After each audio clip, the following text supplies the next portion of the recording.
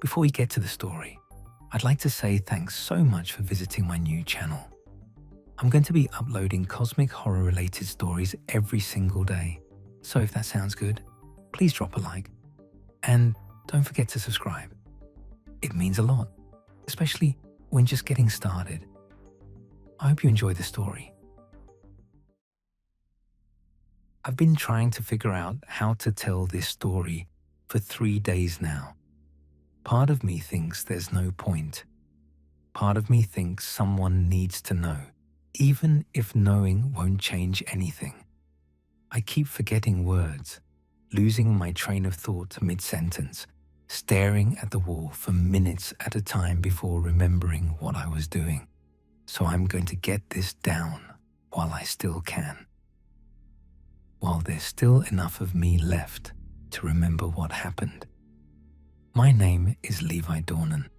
I'm 32 years old, or at least I was when this started.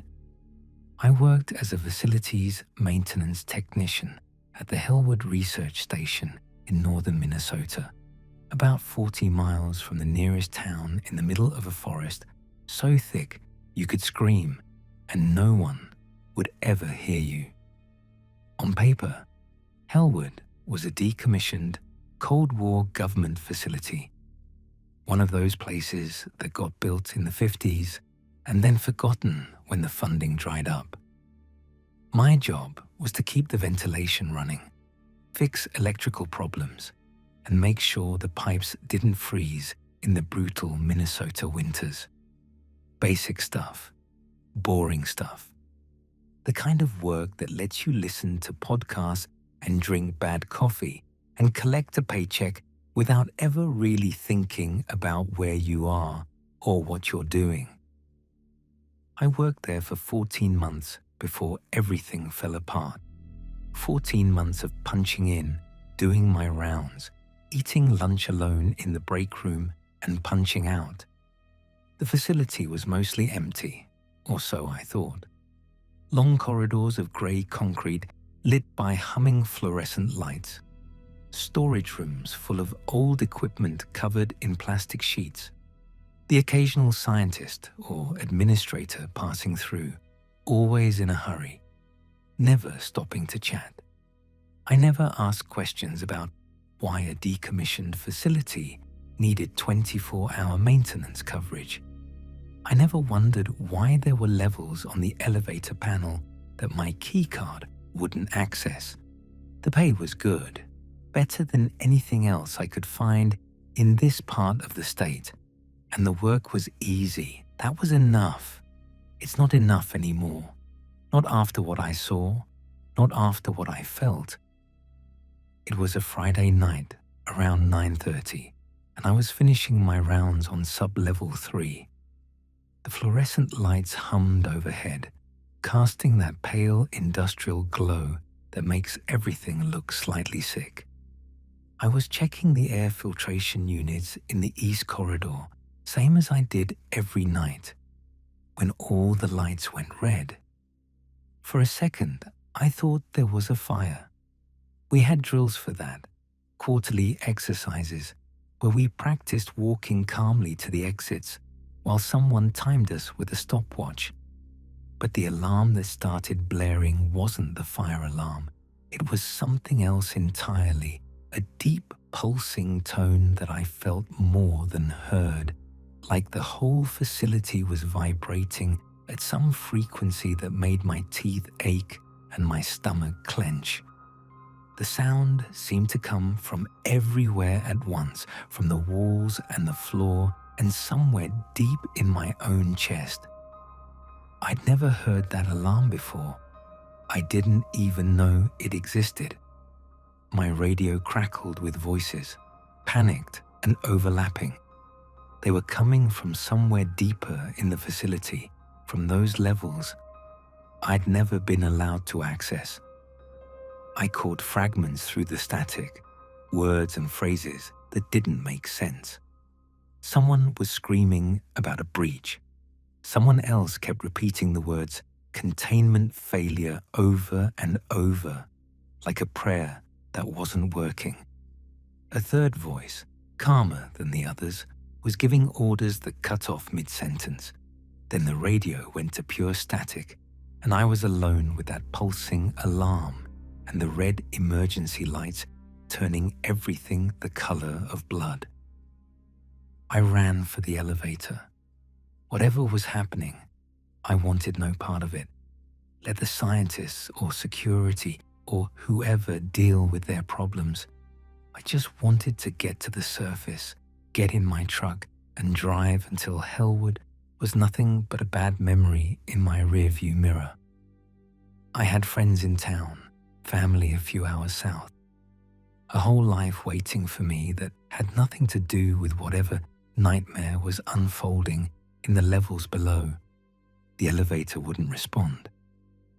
I swiped my keycard a dozen times, jabbed the call button until my finger hurt, slammed my palm against the metal doors like that might somehow help. Nothing happened. The whole system had locked down, every exit sealed, every escape route cut off. I was trapped on sub-level 3 with no way up and that horrible alarm drilling into my skull. That's when I felt it for the first time. A vibration coming from below, from somewhere deep beneath my feet. It wasn't mechanical, not like the rumble of heavy equipment or the shudder of an earthquake. It felt organic somehow, like pressure being released, like something enormous exhaling after holding its breath for a very long time. The floor trembled beneath my boots, and the temperature started dropping. Not gradually, the way it does when the heating system fails, but fast, unnaturally fast. My breath fogged in front of my face within seconds, and I could see frost beginning to form on the metal surfaces around me. I found a maintenance shaft near the back of the level, one of those narrow metal tunnels used for running cables and checking ductwork. According to my facility maps, it should have connected to sub-level 4, which might have had another way out.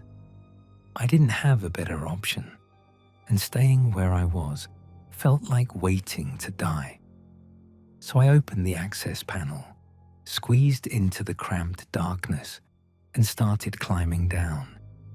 The shaft was barely wide enough for my shoulders. I descended hand over hand, my boots scraping against metal rungs, my breath echoing in the confined space. The only light came from the faint red glow filtering through ventilation grates, casting strange shadows that seemed to move when I wasn't looking directly at them. My hands were already numb from the cold by the time I reached the bottom. I dropped down into a corridor that shouldn't have existed. My maps showed sub-level 4 as the lowest point of the facility. I had studied those maps when I first started working here, memorized every corridor and junction in case of emergency. But the corridor I was standing in was marked sub-level 5. The sign was right there on the wall, black letters on a yellow background, as a matter of fact as a street sign. The walls were different here, thicker, reinforced with concrete and steel that looked newer than anything else in the facility. Heavy glass windows lined one side, looking into rooms that were dark and empty. Observation rooms, I realized. Labs designed to watch something without being seen. Whatever they'd been watching was gone now. The cold was worse here. My breath came out in thick clouds that hung in the air like ghosts, and frost covered the walls in patterns that almost looked deliberate. I kept moving because standing still felt like dying. My footsteps echoed too loudly, and the silence between them was somehow worse. That's when I found the first body. He was a young guy, maybe late 20s, wearing a lab coat over a heavy sweater. He was sitting against the wall with his eyes open, staring at nothing. Frozen solid. There was no blood, no wound, no sign of violence at all. His skin had turned a pale blue-white, and ice crystals glittered in his hair and on his eyelashes. He looked confused more than anything, like he'd sat down to rest and simply never gotten back up. The expression on his face would stay with me for the rest of my life. Not fear, not pain, just this terrible blankness, like whoever he'd been had quietly slipped away and left nothing behind but an empty shell. I kept moving. I found more bodies as I went deeper into sub-level 5. Some were in the corridors, some in the observation rooms, some slumped over computer terminals that were still glowing with data I couldn't understand. All of them frozen, all of them wearing that same empty expression, that same look of quiet confusion. I counted 15 before I stopped counting. It was easier not to keep track. I found Dr. Inez Korhonen in a supply closet on the far end of the level. She was in her 50s, grey hair cut short and practical, and she was hurt. Her leg was bent at a bad angle, clearly broken, and she was shivering so hard I could hear her teeth chattering from 10 feet away. But she was alive. In that frozen morgue of a facility, she was the only living person I'd found. When she saw me, her eyes went wide with something between hope and fear. I helped her up as best I could, wrapped my jacket around her shoulders, even though I needed it myself, and asked her what the hell was happening. She laughed. It was a terrible sound, cracked and hollow, and it turned into a cough that shook her whole body. When she could speak again, her voice was barely a whisper. "You really don't know," she said. 14 months working here, and they never told you anything. I told her I was just maintenance. I fixed air filters and unclogged drains. Nobody told me anything except which floors I was allowed to access and when to submit my timesheets. She nodded like that made perfect sense, like they'd planned it that way. Then she told me about the ice. 30 years ago, she said, a mining operation in Greenland broke through into a cavern that had been sealed for millions of years. The ice down there was older than complex life on Earth, preserved in conditions that shouldn't have been possible, cut off from the surface since before the dinosaurs. And inside that ice, they found something. Not frozen, she said, dormant, waiting. I asked her what they found. She shook her head, and I could see her struggling to put it into words. "You can't describe it," she said finally. "It's not a creature. It doesn't have a body, not really. It's more like a presence, a hunger. It exists in a way that we don't have words for, in a way that doesn't follow the rules we understand. They brought it here, to Helward, built this whole facility around keeping it contained, layer after layer of concrete and steel and technology designed to hold something they didn't understand. The official purpose was research, studying an unprecedented discovery, maybe learning something that could benefit humanity. But the truth was simpler. They were scared of it. They didn't know what it was or what it could do, and they were terrified of what might happen if it ever fully woke up. The containment system used extreme cold and electromagnetic fields to keep it dormant. As long as the generators kept running, as long as the field stayed stable, it couldn't expand, it couldn't spread. It just sat down there in the deepest part of the facility, sleeping its ancient sleep, while scientists studied it from behind reinforced glass and tried to convince themselves they had control. But the generators failed, she said. Something broke down on sub-level 7, something that had been wearing out for years, and the electromagnetic field collapsed. Without that field holding it in place, without that constant pressure keeping it dormant, it started waking up. I asked her what we were supposed to do. My voice sounded strange in my own ears, high and thin with panic. She said we needed to get to sub-level 7 and restart the emergency generators, restore the containment field, push it back into dormancy before it could fully wake up and spread beyond the facility. It was the only chance we had. I helped her walk.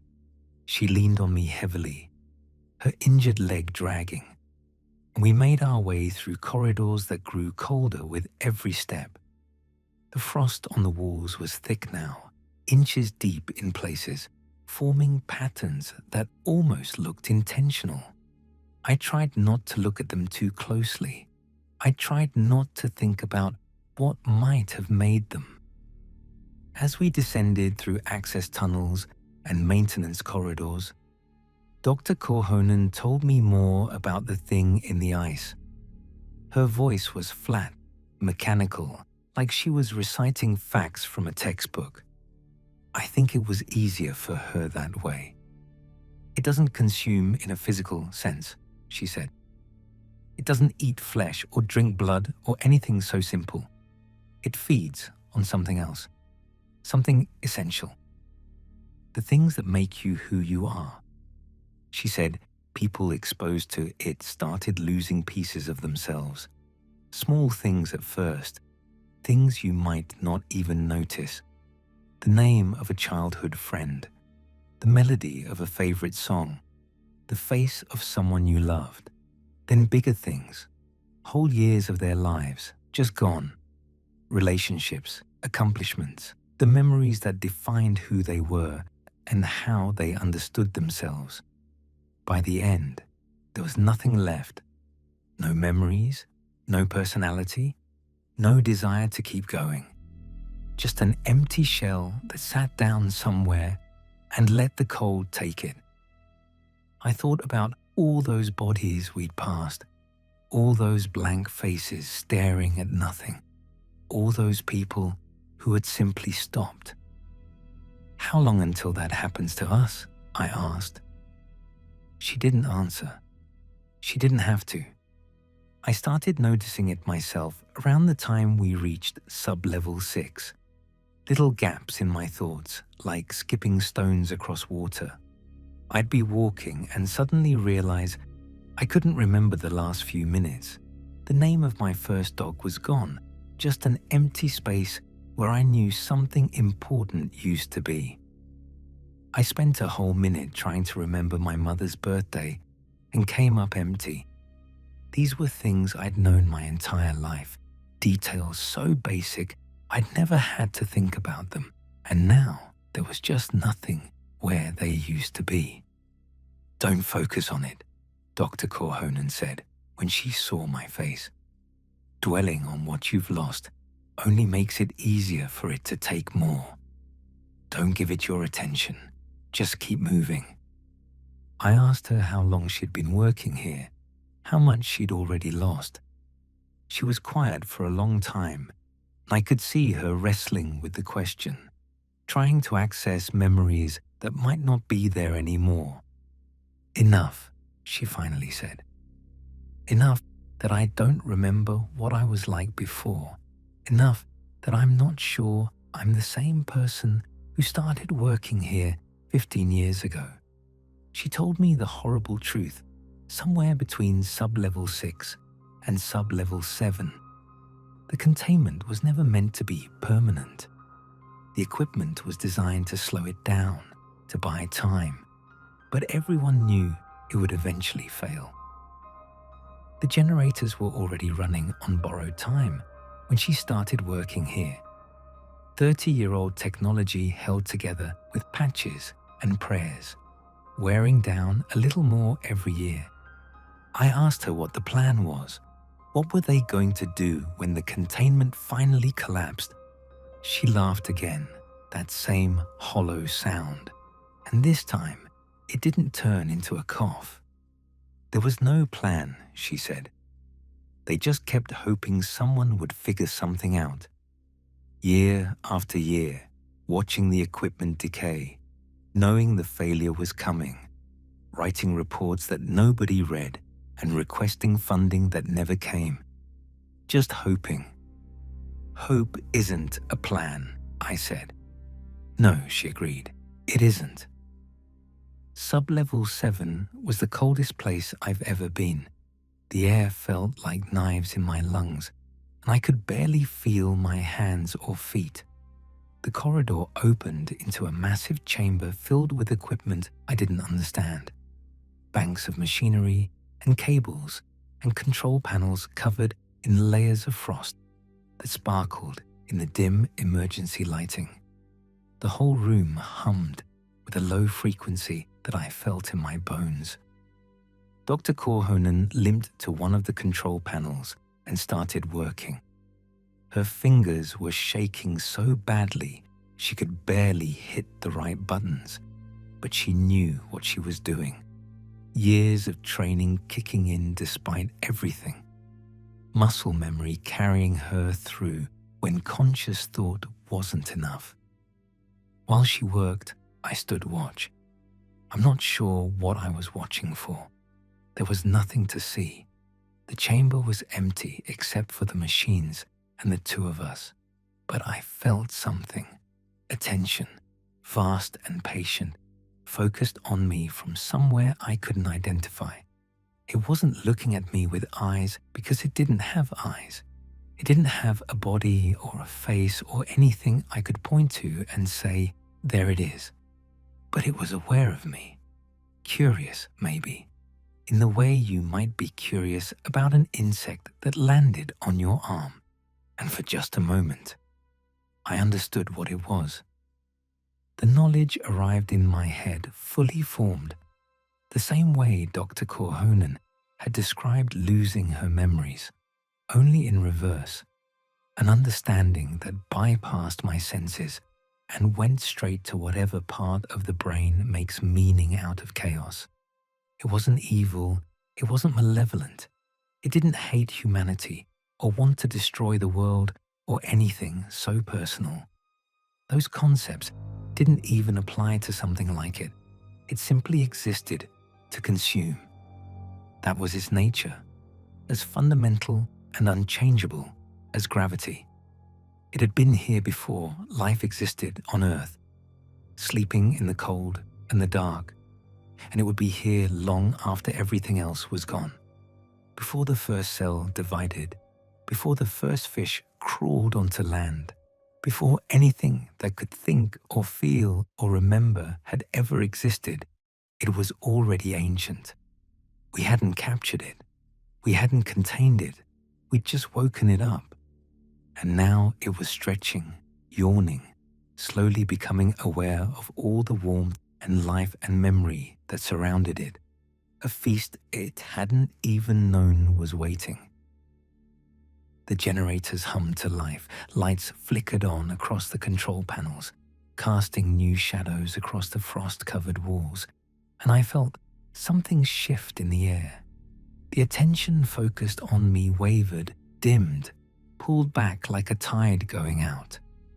For a moment, I thought we had won. But then Dr. Korhonen cursed, and I knew something was wrong. The damage is too extensive, she said. Her voice was flat, defeated. I can restore the containment field, but only if someone stays here to manually regulate the power output. The automatic systems are destroyed. It needs constant adjustment, or the whole thing will collapse again within hours. For how long? I asked. Hours, she said. Maybe longer. And whoever stays will be fully exposed the entire time. No barriers, no protection. Just them and it. She turned to look at me with eyes that had already lost so much. Eyes that had been watching pieces of themselves disappear for 15 years. "I'm old," she said. "I've already given most of myself to this place. Let me give what's left." She told me to run, get to the surface, get as far away as possible, tell someone, anyone, what happened here. Maybe they could send help. Maybe they could figure out what she couldn't. Maybe it wasn't too late. I wanted to argue. I wanted to be brave, to sacrifice myself so she could escape. But the truth is, I was terrified. I could feel myself slipping away with every passing minute, memories dissolving like sugar in water. And I wasn't ready to lose everything. I wasn't ready to become one of those empty frozen shells sitting in the dark. So I ran. The elevator was working again with the power restored. I jabbed the button for the surface and watched the numbers climb, each one feeling like a small miracle. As I ascended, I could feel the thing's attention following me. Not angry, not trying to stop me, just curious, watching to see what I would do, where I would go. And beneath that curiosity, I felt something that made my blood run cold. It wasn't worried. The containment field was back up, humming along on borrowed time. But it didn't care. It had waited for millions of years in the ice. It could wait a little longer. Days, weeks, maybe a month or two. Then the field would fail again, and there would be no one left to restart it. It could wait. Waiting was what it did. The elevator doors opened, and I stumbled out into the cold Minnesota night. The facility behind me looked exactly like it always had, an abandoned government building surrounded by chain link fence and warning signs. Nothing to indicate what was happening in the levels below. Nothing to suggest that the fate of everything might depend on an injured woman and 30-year-old machinery. I walked to my truck on legs that felt like they belonged to someone else. Got in. Sat there for a long time with my hands on the steering wheel, shaking. I tried to remember things, simple things, my address, my mother's first name, the color of my childhood bedroom. Some of the answers came easily. Some came slowly, like pulling teeth. And some didn't come at all, leaving only empty spaces where knowledge used to be. I started driving. I didn't know where I was going, just away, far away, as fast as the speed limit allowed, and then faster. I made it about 20 miles before I had to pull over. It wasn't the gaps in my memory that stopped me, though those were getting worse by the minute. It was something else, something I noticed when I finally stopped panicking long enough to really pay attention to what I was feeling. The connection hadn't broken. That moment of contact in sub-level 7, when I had understood what the thing was, it had left something behind. A thread, thin but unbreakable, stretching from somewhere deep inside me back toward the facility. I could feel it like a string tied around some essential part of my mind, tugging gently whenever I tried to ignore it. And through that connection, I sensed something that made me want to scream. The thing wasn't fighting the containment field. It wasn't struggling to escape, wasn't throwing itself against the barriers Dr. Korhonen had restored. It had already escaped years ago. The containment had never been holding it in. It had been slowing down how fast it could spread. Through us. Everyone who had ever worked at Helward, everyone who had spent time in that facility, breathing that air and walking those corridors. We were all carriers. The thing had been reaching through the containment for years, planting pieces of itself in the people meant to guard it. Not enough to consume them quickly, not enough to raise alarms, just enough to hitch a ride. And every time one of us left, went home, hugged our families, shook hands with strangers, shared meals and conversations, and all of the normal human contact that makes up a life, we spread it a little further. I thought about the last 14 months, all the people I'd interacted with, my friends in town who I grabbed drinks with on weekends, my sister and her kids when I visited for Christmas, the cashier at the grocery store who always asked about my day, the bartender at my usual spot who knew my order before I sat down, the woman I'd been seeing for a few months before she moved away for a job opportunity. All of them, every single one, and everyone they had touched since, and everyone those people had touched. An invisible web spreading outward from Helward, growing larger every day, every week, every month. All those carriers are walking around with pieces of that ancient hunger inside them, spreading it further without ever knowing what they were doing. The facility wasn't a prison, it was a distribution center, and I had been one of the delivery trucks, carrying pieces of that thing out into the world with every handshake, every hug, every moment of human connection. I sat in my truck as the sun started to rise, painting the sky in shades of pink and gold that I couldn't fully appreciate anymore. The colors seemed dimmer than they should have been, like I was watching the sunrise through dirty glass. Already I could feel pieces of myself going soft around the edges, fading like old photographs left in the sun. There's nothing to do now, but wait. The containment will fail again.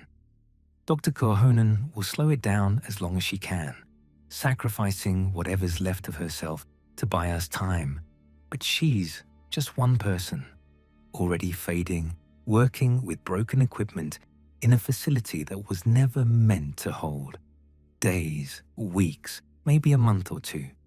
Then the thing will wake up completely, and all those seeds it planted, all those pieces of itself scattered across the world through people like me, they'll bloom.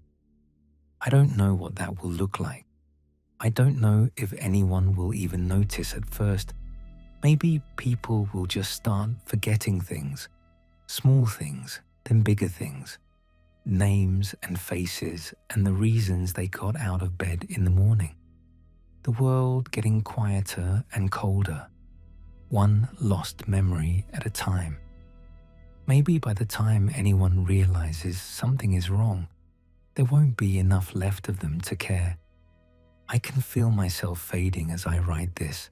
There are gaps now, whole sections of my life that are just gone. I couldn't tell you the name of the town where I grew up. I couldn't describe my father's face.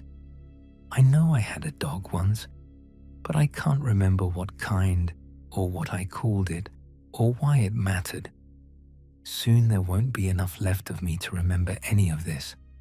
Soon I'll be just another empty shell, sitting somewhere cold, wearing that blank expression I saw on all those frozen faces in the facility. But maybe someone will find this first. Maybe someone will read it and understand what's coming. Not that it will help. Not that anything can help now. We failed to contain it. We were never containing it at all. We were just helping it spread. And now it's too late for anyone.